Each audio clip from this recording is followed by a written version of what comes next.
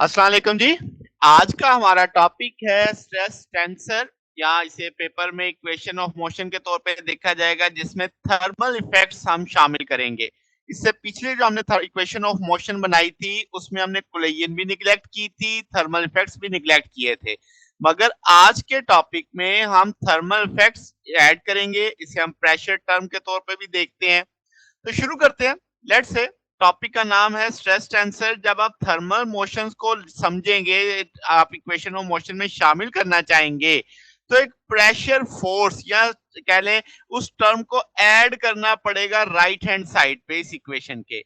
अब होता क्या है कि जब हम सिंगल पार्टिकल की इक्वेशन देखते हैं तो वहां पे ये टर्म नहीं आती, क्योंकि आपके पास वहां पे जितने फ्लूइड में यानी ये फोर्सेस किस वजह से आएंगी, जो प्रेशर फोर्स होगी, क्योंकि रैंडम मोशन होगी पार्टिकल की फ्लूइड के अंदर और बाहर, तो वो सिंगल पार्टिकल में तो वैसा मुमकिन नहीं है जब हम उसकी इक्वेशन बनाते हैं। ओके, अब हम पूरा फ्लूइड लेने की बजाय फ्लूइड का एक एलिमेंट लेते हैं, delta X delta Y delta Z, जैसे आप इस जगह फिग में देख सकते हैं, जिसका सेंटर्ड हमने माना एक्स नॉट, जैसे आप इस तस्वीर में देखेंगे 1/2 half delta Y 1/2 delta Z, यानी ये सेंटर इसका हाफ है। अब अपनी आसानी के लिए सिर्फ हम एक्स कंपोनेंट देखेंगे, जो फेस ए और फेस बी, जो आपको ये डॉटेड लाइन क्रॉस लाइन से दिख रहा है यहाँ वाली, ठीक है। अब नंबर ऑफ पार्टिकल जो पास करेंगे फेस ए से, उनकी वेलोसिटी मैं कह देता हूँ एक मखसूस रेंज के अंदर है, जिसे मैं कह देता हूँ वी एक्स, और V X plus delta V X के अंदर उन सब पार्टिकल्स की वेलोसिटी है। तो आप लिखोगे delta N V V X delta Y V Z.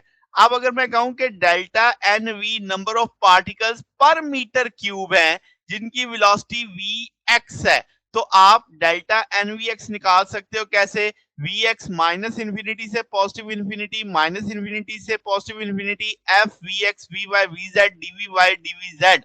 और यहाँ पे जो एफ आप देख रहे हो ये डिस्ट्रीब्यूशन फंक्शन है पार्टिकल का वेलोसिटी स्पेस में, और आप कहेंगे एक पर्टिकुलर लोकेशन के ऊपर।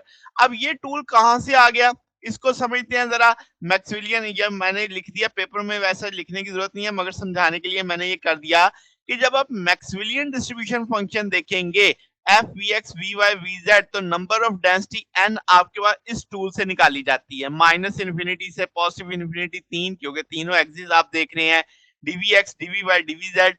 अब आप स्मॉल इंटरवल में जब आप वेलोसिटी देखेंगे वी एक्स से V X plus delta V X, तो ये तो माइनस इन्फिनिटी से इन्फिनिटी है, तो हम मानेंगे कि ये जो आपका डिस्ट्रीब्यूशन फंक्शन है ये इंडिपेंडेंट है कि उस वेरिएशन से जो वी एक्स में आ रही है। तो मैंने आप देखो कैसे कर लिया कि इस dvx को बाहर किया और vx से vx प्लस डेल्टा vx की लिमिट लगाई इस पे, तो ये डेल्टा vx बचेगा इसमें।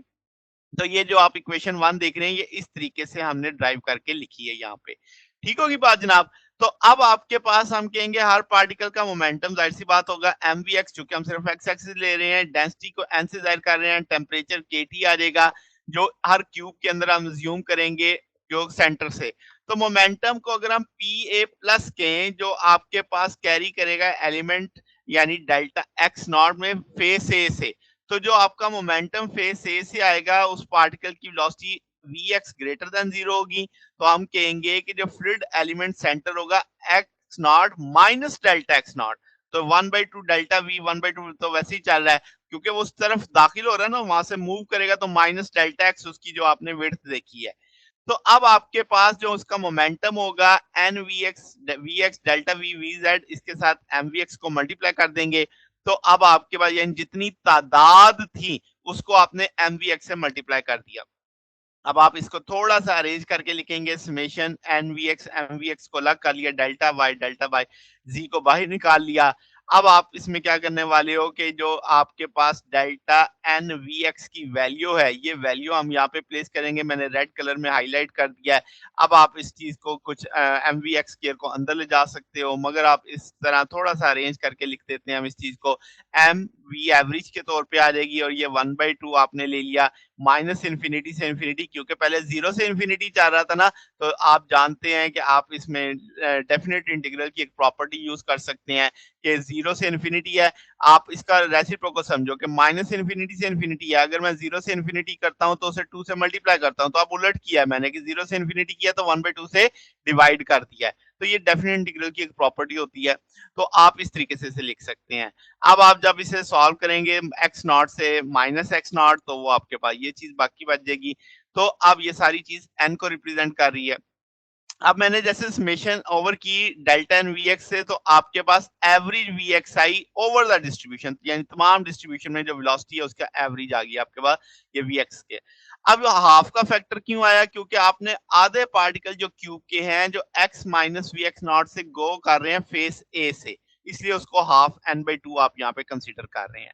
इसी तरीके से जब आप फेस बी पे जाएंगे तो यही टूल आ जाएगा, मगर अब x माइनस एक्स नॉट की जगह x नॉट की टर्म आ जाएगी।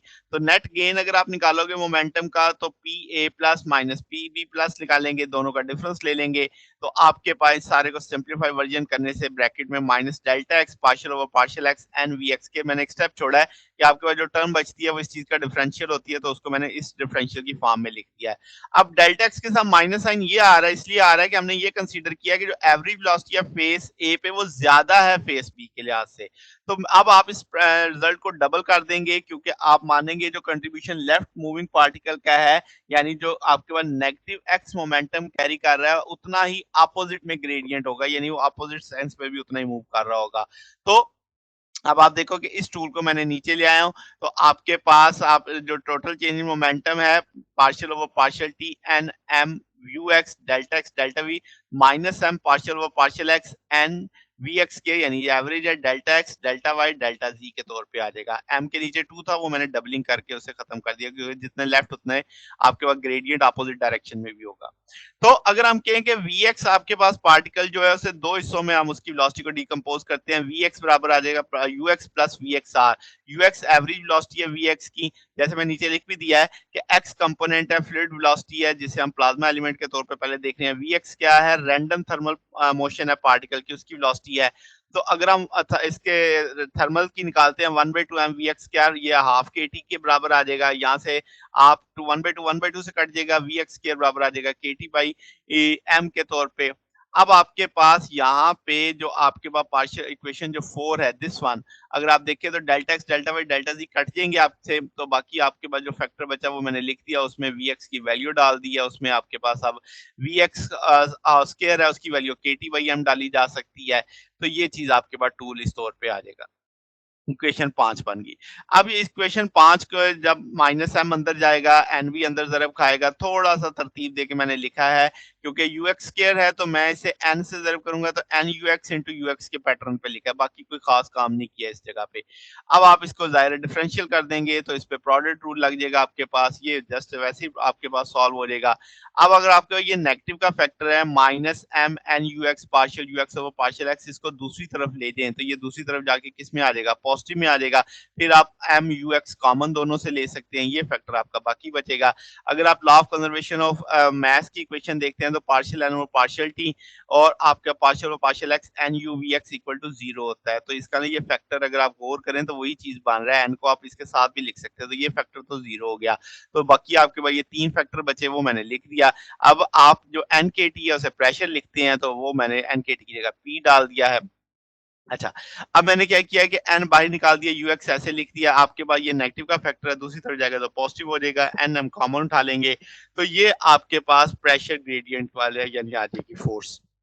अब इसका मतलब ये हुआ कि आपने ये सारी चीज को माइनस, आप थ्री डायमेंशन में अगर देखते हो तो आप पार्शियल यू पार्शियल टी और यू डॉट डेल्टा यू लिख सकते हो, इससे माइनस डेल पी लिख सकते हैं।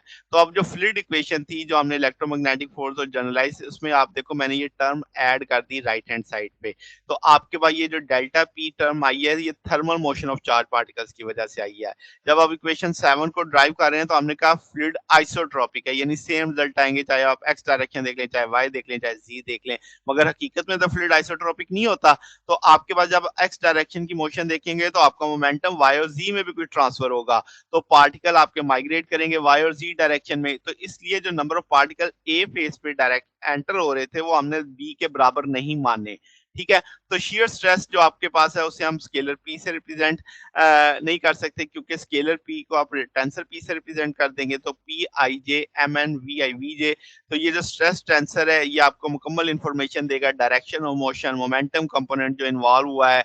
अब जब एन आइसोट्रोपिक फ्लूइड होगा तो डेल्टा पी जो इक्वेशन 7 और 8 में आया उसको हम डेल डॉट पी से रिप्रेजेंट कर देंगे। पी यहाँ पे स्ट्रेस टेंसर के तौर पे आएगा।